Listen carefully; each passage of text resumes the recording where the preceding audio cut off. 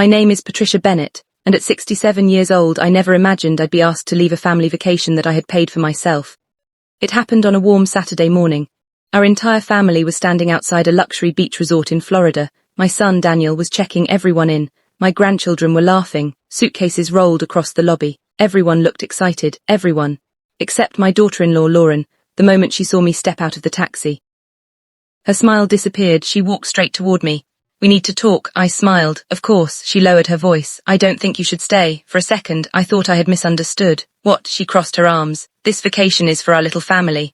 You'll just make things awkward." I stared at her. "I'm your husband's mother." She shrugged. "Exactly. Finally wanted time without you."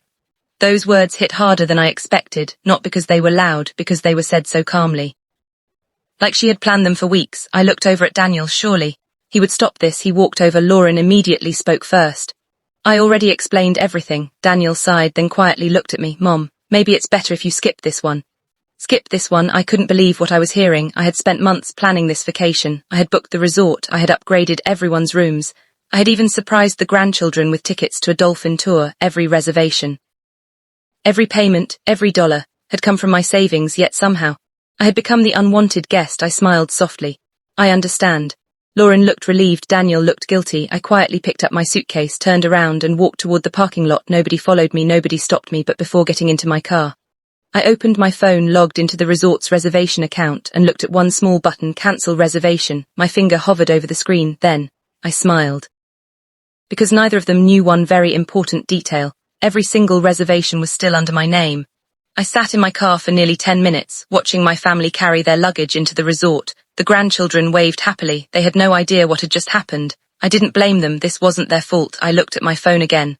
The reservation page was still open. Every room, every meal package, every activity was booked under Patricia Bennett. Because when Daniel lost his job 6 months earlier, I had quietly offered to pay for the vacation. "Cover everything," I'd told him. "You and Lauren have been through enough." He hugged me that day. "We'll never forget this." I smiled sadly. Apparently, they already had. At exactly 2:15 p.m., the resort manager answered my call. "Good afternoon, Mrs. Bennett. How may I help you?" I politely replied. "I'd like to make a few changes to my reservation." "Of course." "What changes would you like?" I took a deep breath. "I'd like to cancel every room except mine." There was a brief silence. "You sure?" "Yes. Please refund everything according to the cancellation policy."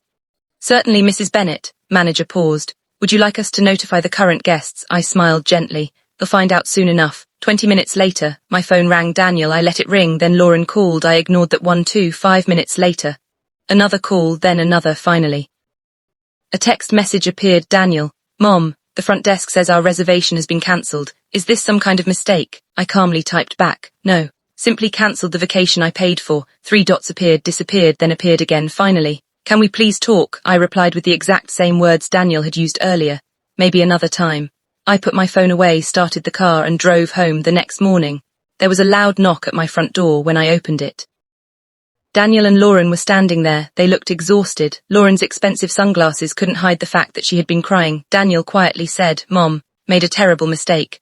I folded my arms. "I'm listening." Lauren took one step forward, but before she could speak, a black SUV pulled into my driveway, and the person who stepped out changed everything. I looked toward the driveway. A black SUV came to a stop. A man in a navy suit stepped out. Behind him was the resort's general manager. Daniel looked confused. "Mom, what's going on?" The manager smiled warmly. "Good morning, Mrs. Bennett. I hope I'm not arriving at a bad time." I shook his hand. "At all." Lauren whispered. "Why is the resort manager here?" The manager opened a leather folder. "I wanted to personally return something." He handed me an envelope. Inside was a refund check, nearly $11,000. Daniel's eyes widened. "You got all the money back?" The manager nodded. "Mrs. Bennett booked the vacation under our premium flex package. Allows a full refund if cancelled before check-in is completed." Lauren turned pale. "So, she didn't lose anything?" The manager smiled politely. "No, ma'am. In fact, she also received a loyalty credit for future vacations." Lauren looked like she couldn't breathe. Daniel slowly turned toward me. "You planned all of this?" I gently shook my head. "No, I planned a family vacation. You planned to leave me behind." Silence filled the driveway. The manager excused himself and drove away. No one moved. Finally, Lauren stepped closer. "Patricia, I made a horrible mistake." I looked at her calmly.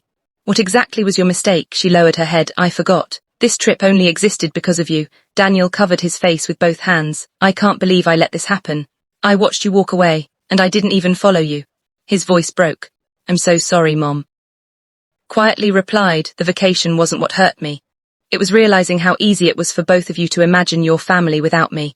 Lauren's tears began falling. "I thought, if we had one vacation without you, finally feel independent." I nodded slowly, "And instead, you discovered who had been holding everything together." She couldn't answer. Daniel reached into his pocket. He pulled out the room key cards the resort had given them then, without saying a word.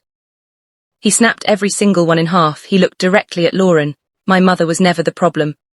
The first time since arriving, Lauren didn't argue. She simply stood there, ashamed, and a few moments later, she quietly whispered something neither of us expected to hear. Lauren looked at me through tears. Her voice was barely a whisper. "I don't deserve another vacation with this family. I don't even deserve another chance." No one spoke. Finally, I broke the silence. "Right about one thing," she slowly nodded. "I know, hurt you, humiliated you, front of your own son." I looked at Daniel. "My son hurt me too." Daniel lowered his head. "I know, Mom, I chose the easy path." I stayed silent. "My silence hurt you more than Lauren's words." I walked toward the dining table, placed the refund check on it, then looked at both of them. I didn't cancel the vacation because I wanted revenge. Cancelled it because I refused to pay for a trip where I wasn't welcome.